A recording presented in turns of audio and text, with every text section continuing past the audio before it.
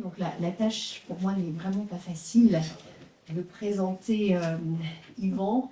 Donc comment présenter Yvan Leclerc? Alors je vais le présenter de manière académique tout d'abord. Professeur honoraire de lettres modernes à l'Université de Rouen, membre associé du laboratoire CEREDL, on prononce comme ça. Voilà, CEREDI, et président des Amis de Flaubert et Maupassant. Donc, il a fondé le centre et le site Flaubert, spécialiste des manuscrits, de la correspondance de Flaubert. Il a aussi co-dirigé l'édition intégrale en ligne du dossier des manuscrits de Madame Bovary, de Bouvard et Pécuchet et de la correspondance. Dans la bibliothèque de la Pléiade, il a publié le tome 5 de la correspondance de Flaubert. Il a participé au tome 2 et 3 des œuvres complètes. Donc, pour la partie académique, on pourrait encore longuement parler d'Yvan. Personnellement, nous connaissons depuis plus de 20 ans et je me suis demandé, mais comment vais-je présenter Yvan Leclerc? On n'a pas besoin d'abord.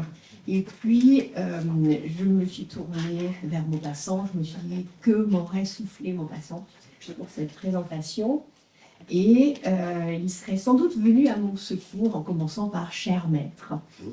Et puis après, je me suis dit, peut-être qu'il m'aurait soufflé aussi que, quelle que soit finalement la chose qu'on veut dire, il n'y a qu'un mot pour l'exprimer, qu'un verbe pour l'animer et qu'un adjectif pour la qualifier. Donc, écoutons notre cher président, maître et ami, Yvan Leclerc, nous parler à l'ouverture du Printemps des poètes, pourquoi Flaubert n'est pas poète. À propos de maître, je pense toujours à Jean-Pierre Richard qui a dirigé ma thèse et il me disait, mais Leclerc, mais pourquoi est-ce que vous passez votre vie à être le secrétaire de Flaubert? Ce qui quand même rabaissait un peu le statut de maître, quelque chose d'auxiliaire. Oui. Il y a une chose que tu aurais pu ajouter, c'est que je ne me suis jamais occupé de poésie. C'est sans doute pour ça que je propose un titre négatif, c'est-à-dire pourquoi Flaubert n'a pas écrit de poésie.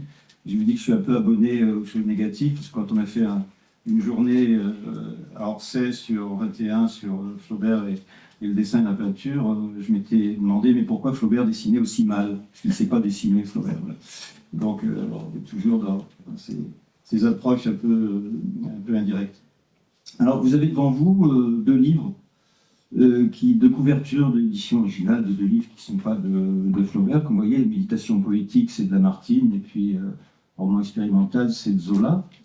Et alors pourquoi ces deux livres? Parce que si vous regardez les dates, ça va vous donner une indication, 1820-1880, c'est-à-dire que la vie de Flaubert s'encadre entre ces deux bornes temporelles, puisqu'il est né un an après l'imitation poétique de Lamartine et qu'il meurt l'année où paraît le roman expérimental de Zola. Et cette tranche de vie, comme on disait dans notre naturaliste de 60 ans, fait coïncider en fait la biographie de Flaubert avec le passage d'un mouvement à un autre, en gros du romantisme au naturalisme. Et pendant cette période-là, la hiérarchie des genres va s'inverser, c'est-à-dire que le roman, c'est-à-dire la prose, va devenir le genre dominant à la place de la poésie et du théâtre, qui étaient les genres nobles, légitimes, les genres de consécration littéraire depuis l'ancien régime des lettres classiques, depuis le XVIIe siècle. Et pourtant, la poésie et le théâtre conservent leur pouvoir d'attraction pendant tout le XIXe siècle, hein, même pour les romanciers qui ont tous commencé par écrire des vers par distinction, et aussi qui ont fait du théâtre le genre qui touchait le public le plus large, et qui rapportait le plus d'argent immédiatement. Et Maupassant est un bon exemple de l'écrivain qui est passé à la postérité, on le disait ce matin, par son œuvre en prose, mais qui publie un recueil de poèmes et 4 pièces de théâtre, dont 2 en vers, Histoire du vieux temps et une répétition. Et on a du mal à imaginer, par exemple, que Zola a été dans sa jeunesse un admirateur de Musset et qu'il a écrit quelques 10 000 vers au début de sa carrière. Évidemment, ce n'est pas ce qu'on a retenu de l'œuvre de Zola. Or, Flaubert fait exception. On ne lui connaît pas d'œuvre poétique. C'est tellement étonnant qu'un charitable universitaire américain a voulu combler cette lacune. Alors, il s'appelle, c'était dans les annales, il s'appelle George Reeves. Vous voyez la petite vignette en haut à gauche, il n'a pas pu avoir une meilleure définition, mais vous lisez probablement, ça s'appelle Poésie de jeunesse inédite. Alors, il était très content, ce monsieur Reeves, parce qu'il avait découvert dans les archives d'une collection américaine 3 poèmes dont Hippoclide, là, qui est en facsimilé. Et effectivement, c'est l'écriture de Flaubert jeune. Sauf que Flaubert s'est contenté de recopier les poèmes composés par son ami Alfred de Poitvin, dont les manuscrits sont conservés en partie à la bibliothèque municipale de Rouen, et qui ont été publiés, alors c'est l'image de droite, par René Descharmes, sous le titre Une promenade de Bellegarde et œuvres inédites, en 1924. Et vous voyez que Hippoclide finalement, c'est effectivement d'Alfred Le Poitvin. Donc, cette absence d'œuvres poétiques est surprenante pour diverses raisons. Les premières et constantes admirations littéraires de Flaubert vont à des poètes antiques ou modernes, Homère, Shakespeare, Hugo. Bon. Ses amis proches, Agilini en parlait ce matin, y écrivent de la poésie. Alfred de Poitvin, c'est un poète d'abord. Louis Bouillet, qui l'accompagne toute sa vie, c'est essentiellement un dramaturge, mais surtout en vers. Et même Maxime Ducamp, qui publie un recueil de poèmes. Et puis évidemment, le grand ami Théophile Gautier, qui est polygraphe, mais aussi poète. Et puis, alors, plus surprenant, il corrige les vers de Louis Collet et de Maupassant plus tard. Il est vrai que la critique n'est pas la création, et que souvent, quand on regarde, il examine les vers de Louis Collet, le plus souvent d'ailleurs avec Bouillet, il n'est pas tout seul, donc il est avec un vrai poète, et il prend en compte beaucoup plus le sens, les images, que la poéticité du vers. C'est pas en technicien qu'il critique les vers de Louis Collet. Et puis, il envisage d'écrire une histoire du sentiment poétique en France, et de faire une préface à une nouvelle édition des poésies de Ronsard, qu'il admire beaucoup. Mais encore une fois, la critique de la poésie n'est pas la poésie, bien sûr. Ça ne fait pas de Flaubert un poète. Et dans la bibliothèque conservée à Canteleu, que Joël Dupressoir connaît bien, parce qu'il a veillé sur cette bibliothèque pendant de nombreuses années, les livres de Ronsard et de Boileau sont parmi les plus annotés. Donc ceux qu'il a regardés le plus souvent, vous les trouvez en ligne sur le site Flaubert. Alors, il n'est pas tout à fait vrai de dire que Flaubert n'a jamais écrit de vers. On trouve quelques traces d'activité poétique, mais il faut vraiment bien les chercher. Alors, en particulier, quand il a 10 ans, il écrit une épitaphe au chien de Madame D, qui est mentionné par Amédée Mignot, qui était l'oncle de son ami Chevalier. Et Amédée Mignot accompagne la publication de l'éloge de Corneille d'une note où il dit, alors nous avons trouvé dans le même cahier une comédie en prose et une épitaphe en vers, et c'est la citation, alors si vous lisez, c'est pas très, très clair, quant à l'épitaphe avec variante, ça signifie qu'il a fait un brouillon, bon, il n'a pas été mis au propre, au chien de monsieur ou madame D. Alors, non, c'est pas trop, ça doit être, je vais noter madame, mais finalement l'abréviation n'est pas très claire, c'est peut-être monsieur. Elle est, dit Amédée Mignot, d'une poésie brillante et d'une liberté romantique, mais il y a des vers d'une beauté si prolongée que la largeur de notre papier ne pourrait les contenir. Ce qui est une manière humoristique de dire que le jeune Gustave va multiplier les licences, qu'on appelle les licences politiques, c'est la liberté, voilà, et qui pratique de manière assez anticipée le vers libre, parce qu'il ne connaît rien aux règles de la versification, et qu'il fait des alexandrins un peu plus longs que les alexandrins habituels. Et il faut dire qu'il n'est pas encore scolarisé, donc on ne lui a pas appris les règles de la versification. Ce poème, hélas, n'a pas été retrouvé, ce qui nous aurait permis de voir comment il dépassait la longueur des vers. Et puis, il a 11 ans, en bas, mais j'ai fait un morceau de vers intitulé « Une mère » qui est aussi bien que la mort de Louis XVI, et alors ce poème, on ne l'a pas non plus retrouvé. En revanche, ce qu'on a retrouvé, c'est une suite de distiques obscènes, bien dans sa manière, qu'il écrit en collaboration avec Louis Bouillet. Ça s'appelle « Les litanies de la littérature ». On ne connaît ce texte que d'après une copie dactylographiée qui est conservée à la bibliothèque municipale de Rouen.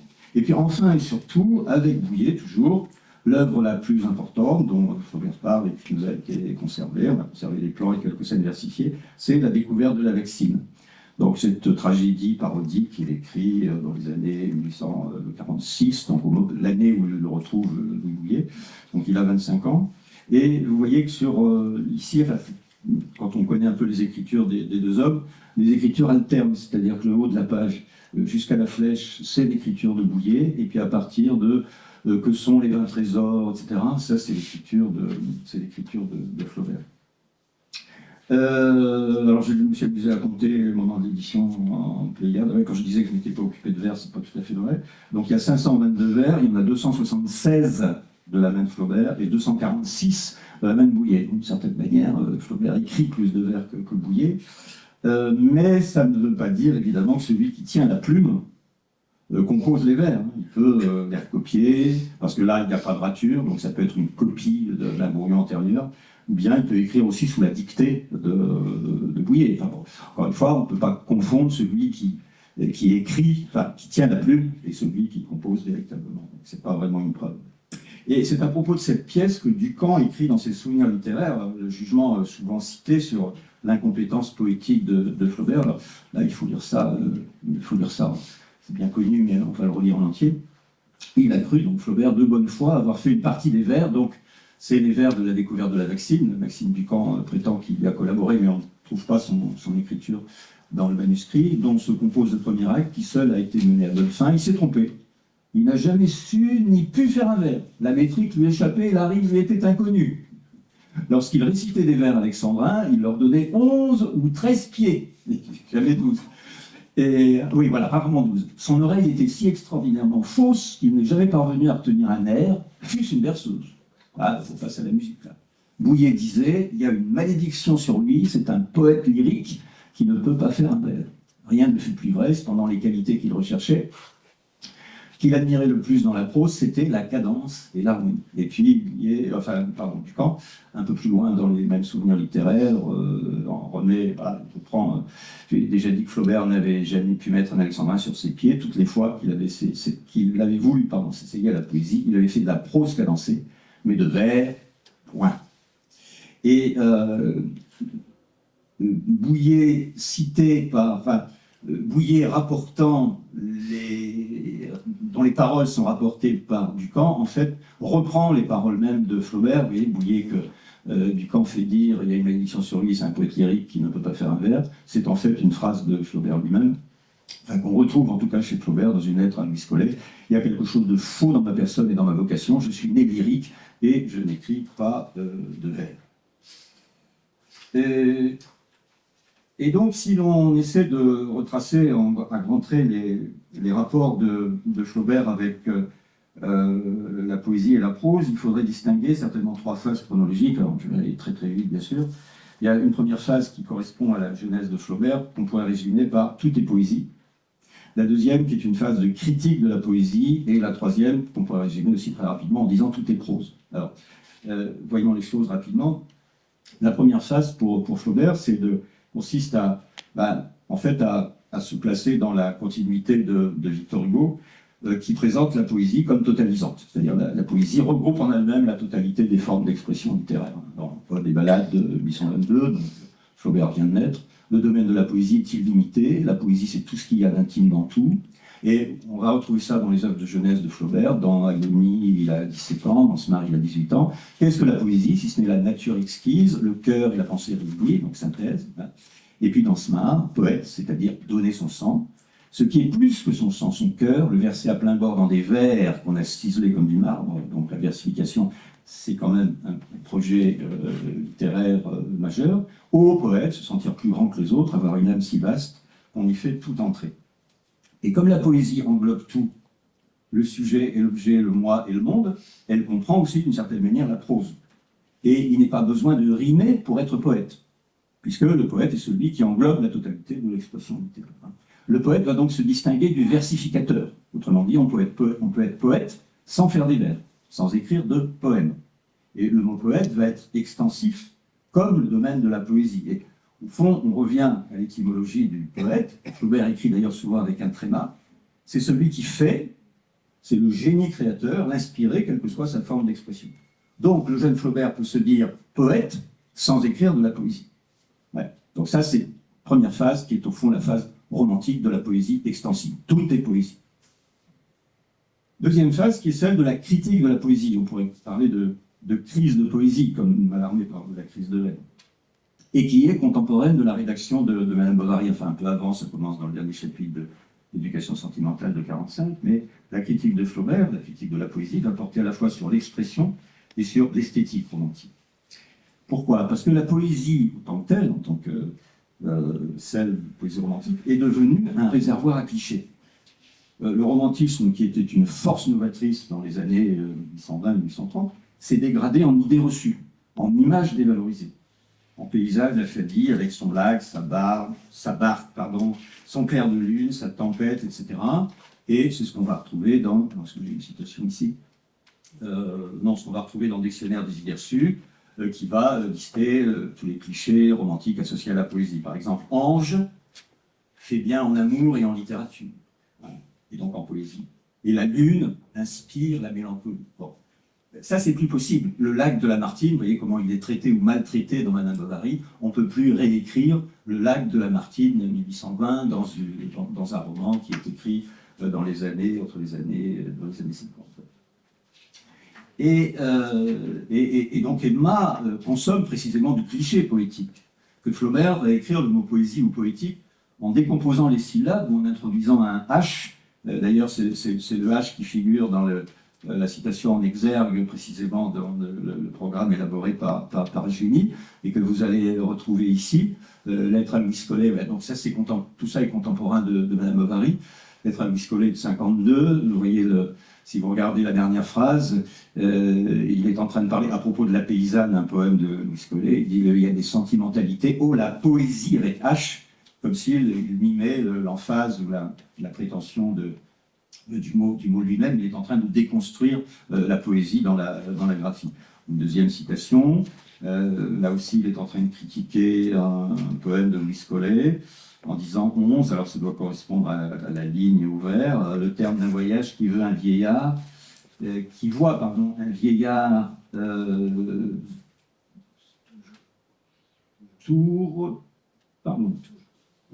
qu'est-ce qu'il écrit là?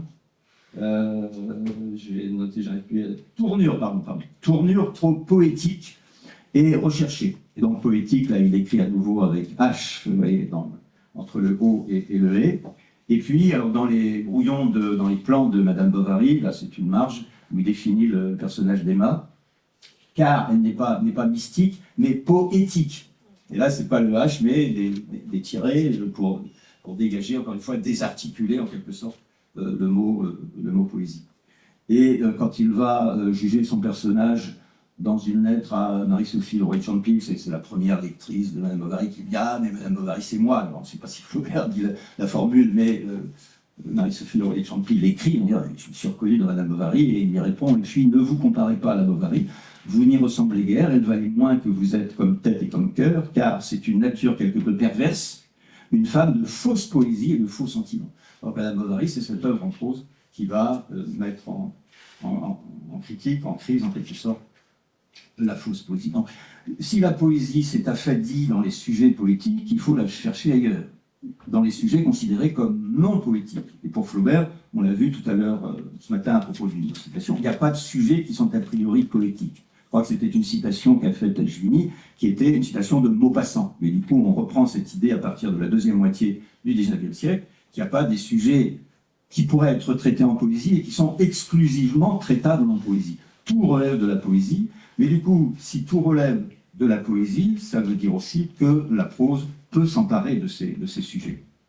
Alors là, ce sont une formule bien connues, qui fait évidemment plaisir aux Normands, parce que dit Kifto vaut Constantinople.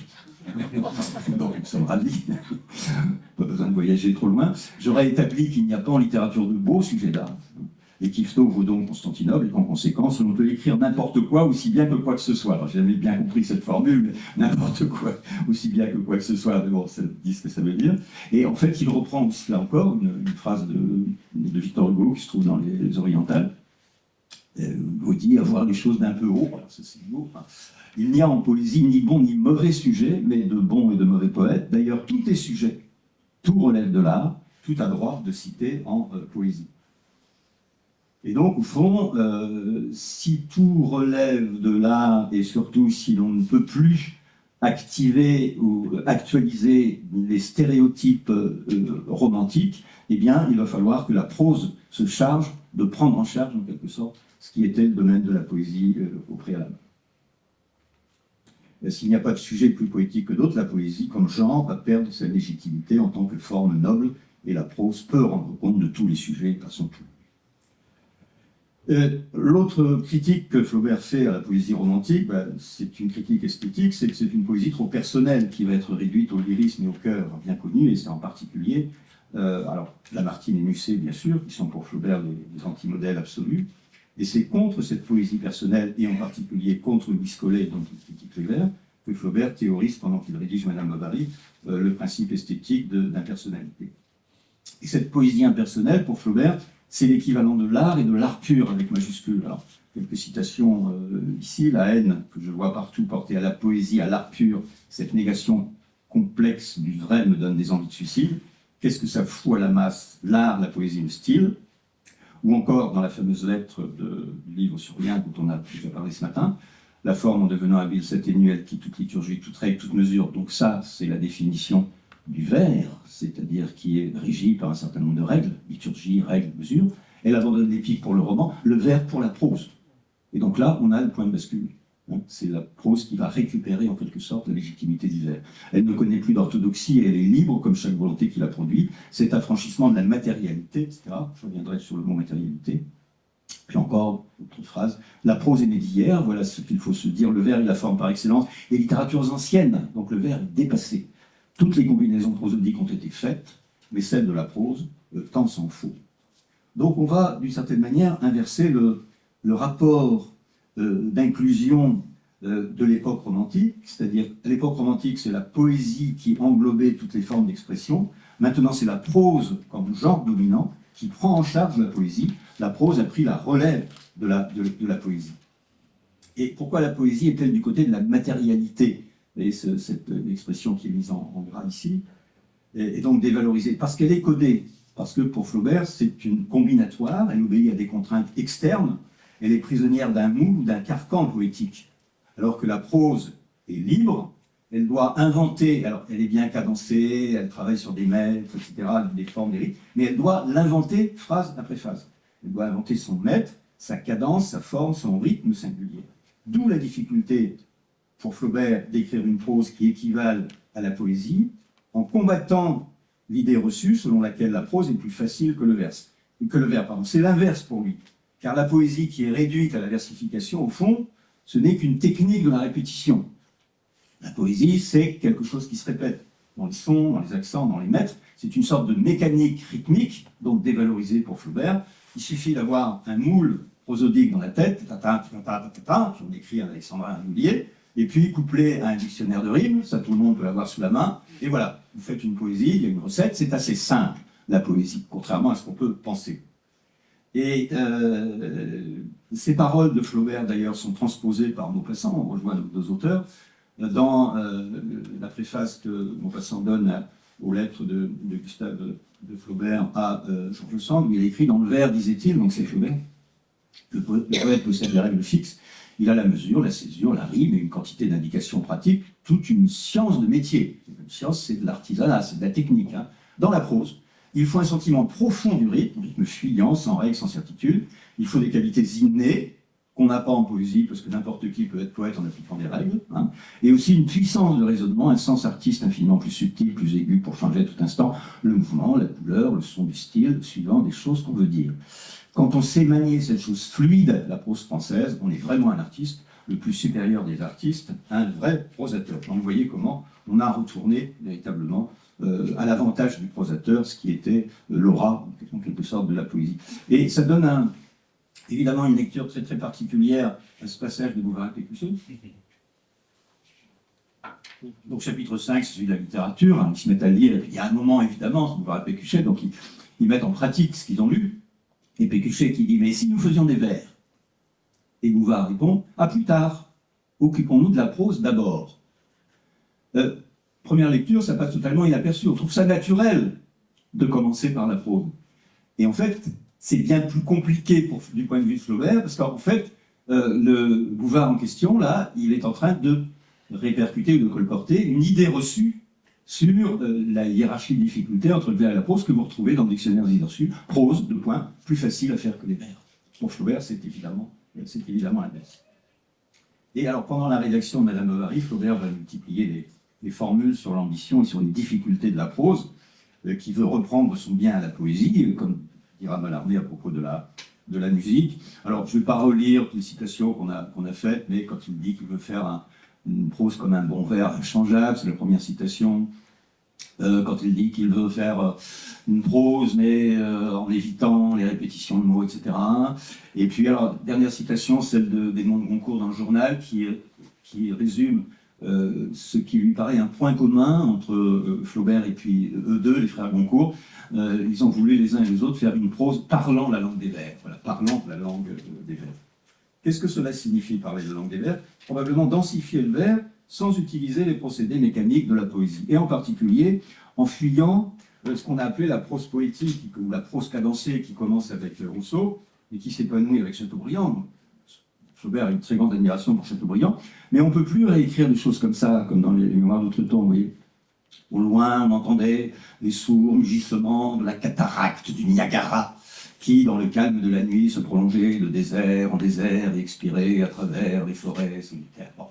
Alors, j'ai mis en gras et puis entre slash les hémistiches. On commence même avec un alexandrin. Et puis, alors ça, c'est un bonheur pour les profs de français qui expliquent les allitérations en A ou en E, les assonances en A ou en E, ou les allitérations en R, de désert en désert, les forêts solitaires, etc. Mais ça, c'est plus possible dans la prose de Flaubert. Hein. On ne peut plus insister à ce point sur ce qu'on appelle la fonction poétique, c'est-à-dire Chateaubriand nous dit, regardez, ça c'est de la littérature, quoi. C'est de la poésie, c'est de la poésie en prose, quoi. Et ça c'est plus possible. Alors on trouve quelques vers blancs, on en a cité, Pierre en citait un ce matin à propos de Bouvard-Pécuchet, c'est un vers blanc si on fait l'élision d'un E, mais là on en a à la fin de l'antépénultième chapitre, comme on dit, de l'éducation sentimentale. Il tomba sur le dos, donc là on a 6 syllabes, les bras en croix. Un hurlement d'horreur s'éleva de la foule, là on a un alexandrin parfait. L'agent fit un cercle autour de lui avec son regard, et Frédéric, béant, reconnut ses déclarés. Là, on est dans une sorte de point d'intensité qui fait que, comme le disait Flaubert, on l'a vu ce matin dans une lettre à Sand, à partir d'un certain resserrement de la pensée, on fait un vers, quoi. Et là, on est dans la mort sublime de Dussardier. Alors, vous voyez, quand Flaubert écrit l'incipit de Salammbô, dont on parlait ce matin à propos du jugement assez méchant de Paul Claudel, on s'aperçoit que là, il fait un peu son Chateaubriand, c'est-à-dire c'était à Mégara, faubourg de Carthage, dans les jardins d'Hamilcar, on entendait A, il est en train de nous dire je fais de l'art, enfin bon, les jardins. Bon. Mais en même temps, il va déjouer. Vous voyez, on est à un rythme 6, c'était à Mégara, donc là on commence en quelque sorte comme Chateaubriand, mais après on casse les choses, parce qu'on est dans un rythme 5 et 7, comme si on joue avec le moule de l'alexandrin, mais sans véritablement les actualiser. Je conclus. Donc Flaubert n'est pas un poète manqué, comme on a pu le dire, mais un poète sans vers, en fait. Et c'est pas une question, c'est peut-être une question de nature et de compétence, on peut bien le croire, mais c'est un choix esthétique. Il va jouer la prose contre le vers. Et d'une certaine manière, heureusement qu'il n'a pas fait de vers. Parce que son idéal, c'était quand même Bouillet. La poésie impersonnelle, parce que qu'est-ce que ça donne, l'impersonnalité qu'il théorise dans Madame Bovary sur le plan de la poésie? Ça donne les poèmes antiques et barbares de Lecomte de Lille, ça donne les poèmes, le conte romain de Bouillet, c'est-à-dire Mélénis, ou ça donne la poésie scientifique de Bouillet avec les fossiles. Autrement dit, si Flaubert avait fait des vers, heureusement, on ne serait pas là pour en parler. Parce que son œuvre aurait totalement disparu, elle aurait été trop marquée justement par une certaine historicité, quoi. Au fond, il s'est trouvé au bon moment de l'histoire littéraire, dont il est à la fois l'héritier et l'acteur capital, à un moment d'inversion des rapports hiérarchiques entre vers et prose.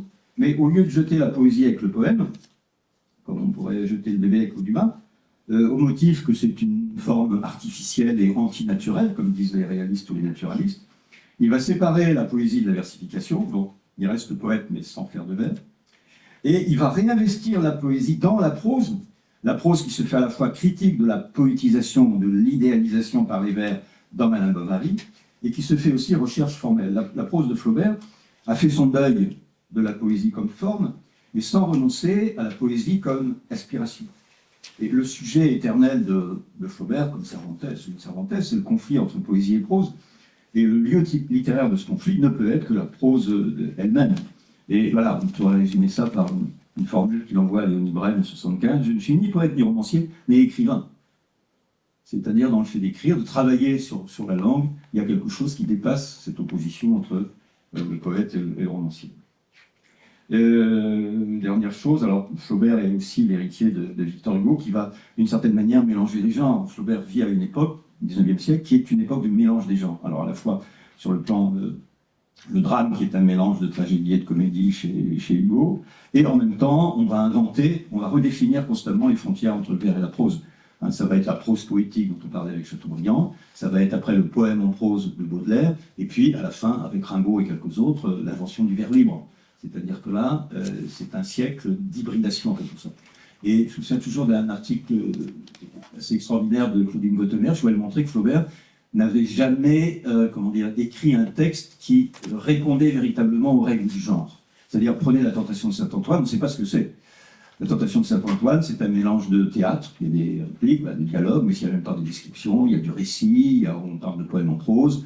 Et puis à propos de Salammbô, on trouve chez Théophile Gautier l'expression, qu'est-ce qu'il dit Théophile Gautier, c'est un poème épique, et Sainte-Beuve dit c'est un poème en prose, Salammbô. Alors Salammbô, c'est un peu à part justement dans l'histoire du travail, des rapports entre vers et prose. Et puis je terminais tout simplement par... où je terminais.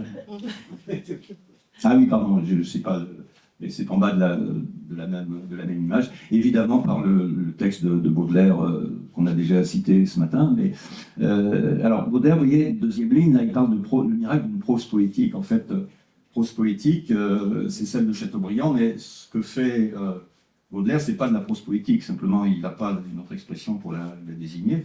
Et vous voyez, comme Flaubert, il définit son projet négativement, c'est-à-dire sans rythme et sans rime. Mais là, on est loin de Chateaubriand.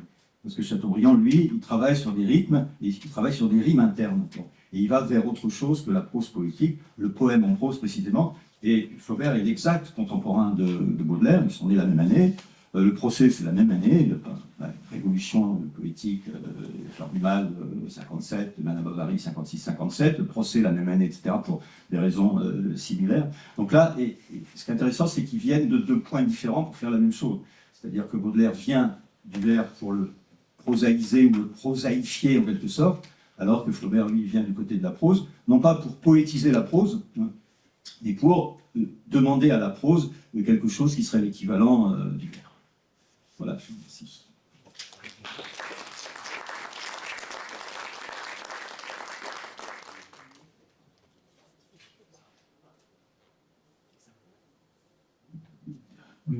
Merci beaucoup.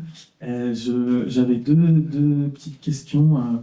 La première, c'est sur le fait que la poésie objective, elle est datée, et que heureusement que Flaubert n'a pas fait. Est-ce qu'on pourrait même se dire que, en fait, formellement, c'est un petit peu incompatible et que Flaubert l'a peut-être juste perçu, dans la mesure où le vers étant une prosotisation, je veux dire, forcée, manifeste de la langue, elle va forcément avec un pôle énonciateur fort, donc avec ce qu'on appelle le jeu lyrique, qui est toujours par défaut un peu plus fort et un peu plus présent qu'un narrateur, parce qu'il s'exprime en vers et parce qu'il s'exprime donc de façon rythmée. Ça, c'était ma première question. Et la deuxième, c'est donc une prose qui parle la langue des vers par des moyens rythmiques. Je crois que vous avez surtout montré ça. Et je voulais simplement poser la question aussi du lexique, parce que le lexique poétique, c'est toute une affaire aussi. Et notamment ces fameux mots poétiques qu'on trouve dans le dictionnaire comme mots poétiques et qui sont réservés à la poésie, comme une nef, l'airain, tout ça, et qu'on retrouve en fait tout le temps chez Flaubert de façon ironique avec la nef, le char de l'État dans le discours d'Homais, des choses comme ça, et aussi dans la découverte de la vaccine, le fameux procédé des périphrases ridicules, au lieu de dire un écumoire, ou une écumoire d'ailleurs, je ne sais même pas, on va dire je ne sais pas quoi en 3 vers. Donc c'est question de lexique aussi qui met très à distance, et que pour le coup il ne récupère pas dans sa prose, ou alors, oui, de façon encore dévié avec des mots qui sont poétiques parce qu'ils sont exotiques dans Salammbô, je sais pas. Mais en tout cas, ce lexique poétique est vraiment jeté à la poubelle ou alors réapproprié comme ironie, il me semble, mais je sais pas ce que vous en diriez. Oui, pour la première question, je ne sais pas trop. La poésie impersonnelle, en fait, si on regarde les textes de Bouillet, ce sont rarement des textes à la première personne, c'est-à-dire le lyrisme associé au jeu, à l'énonciation de première personne, c'est ni dans les fossiles, évidemment, parce que les fossiles, c'est, comme son nom l'indique, une histoire préhistorique de la formation de la Terre. On s'arrête à l'apparition de l'homme. Voilà. Quand l'homme apparaît, le poème s'arrête. Donc, quand on parle des pierres, quand on parle de voilà, la genèse pendant les 6 premiers jours, et puis après, quand l'homme apparaît, bon, c'est une sorte d'énoncé sans énonciation, d'une certaine manière. C'est évidemment impossible, mais c'est une façon quand même d'essayer de... Tu parlais de poésie objective ou de poésie impersonnelle. Je crois qu'ils ont poussé quand même très loin la suppression du lyrisme et de l'énonciation à la première personne. Est-ce que ça ne crée pas une espèce de contradiction? Oui, certainement. Mais ça fait une contradiction avec la forme ancienne de la poésie, justement. Mais ça, effectivement, c'est une question intéressante, celle de l'énonciation. Je ne sais pas, il faudrait vraiment travailler sur des... Quant à la deuxième question sur le lexique, oui, bien sûr, alors, tout de suite, tu l'as dit, Salammbô est à part. C'est-à-dire Salammbô, c'est le vocabulaire de l'épopée. C'est-à-dire que là, on retrouve le vocabulaire homérique, on retrouve, tu parlais des reins, on retrouve le bronze, on retrouve les métaux, voilà, les guerriers, tout le vocabulaire guerrier, et puis les mots qu'on ne comprend pas. Justement, les mots qui sont étranges, Sainte-Beuve disait, mais pourquoi vous n'avez pas mis un lexique? Et Flaubert disait, au contraire, il faut garder cet aspect d'étrangeté, donc cette sorte de poésie, mais qui est aussi une poésie savante, au fond. Ce ne sont pas des mots d'un lexique courant, parce que si l'ange, le lac, tout le monde comprend ce que ça veut dire. En revanche, quand on lit Salammbô, il y a plein de mots qui échappent. Et ça, c'est volontaire, c'est-à-dire c'est une sorte de poésie liée à l'érudition qui déroute totalement les contemporains, comme ça peut nous dérouter encore aujourd'hui. C'est une forme de poésie qui n'est pas la poésie de la périphrase, justement, sur lequel Flaubert travaille dans la découverte de la Lexile. Le principe, c'est qu'on ne nomme jamais les choses par leur nom. Donc il faut effectivement utiliser une périphrase pour la désigner d'une façon abstraite. Un peu comme, je sais pas, les précieuses qui ne disaient jamais un fauteuil, mais toujours les commodités de la conversation. Ouais. C'est un peu ça, quoi. Jamais avoir un terme concret à l'intérieur du texte. Merci Yvan pour cette communication très très passionnante. C'est une révélation pour nous, surtout la poésie poétique de chez Flaubert est très difficile à analyser. Je suis le plus touchée de voir l'analyse sur l'orthographe poétique avec H. Et surtout, tu as répété une sorte de datation. Flaubert a écrit poétique avec H très souvent à la même époque de la rédaction de Madame Bovary. Et je pense, en effet, Flaubert écrivait, parlait de la théorie littéraire à l'époque de la rédaction de Madame Bovary. Donc, d'après toi, est-ce que la poétique avec H, une sorte de critique sur poésie, se situe à l'époque de la rédaction de Madame Bovary, ou bien il y a la transition de la part de Flaubert vis-à-vis de cette idée de critique? Oui, en fait, il y a la rencontre de Louis Collet et de Madame Bovary, si je puis dire, parce que les lettres que je citais, elles sont adressées à, ou plutôt contre, Louis Collet à l'époque. Donc c'est dans la critique des vers de Louis Collet qu'on va trouver cette désarticulation du mot. Voilà. Et en même temps, effectivement, c'est contemporain de la rédaction de Madame Bovary et de la théorisation de la personnalité. On ne la retrouvera pas tellement après, parce que Flaubert est en train de mettre en place, après La Tentation de Saint-Antoine, qui est une œuvre lyrique. Bon, quand il passe à Madame Bovary, là, il change totalement de regard sur la manière d'écrire, sur la littérature, sur ce que peut la littérature, et là, il va théoriser au moment de Madame Bovary. justement parce qu'il y a le Louis Collet aussi en face. Voilà. Toute la théorie, elle est faite dans les lettres de Louis Collet. Après, on ne trouvera plus un rappel de la personnalité dans des lettres récentes, mais il n'a plus besoin de le faire, parce que maintenant, ces principes sont affirmés une fois pour toutes. Donc je dirais qu'il y a un lien, effectivement, entre Louis Collet, dont Flaubert critique la poésie, et puis Madame Bovary, dont il est en train de à partir de laquelle il théorise ses propres principes esthétiques. Oui.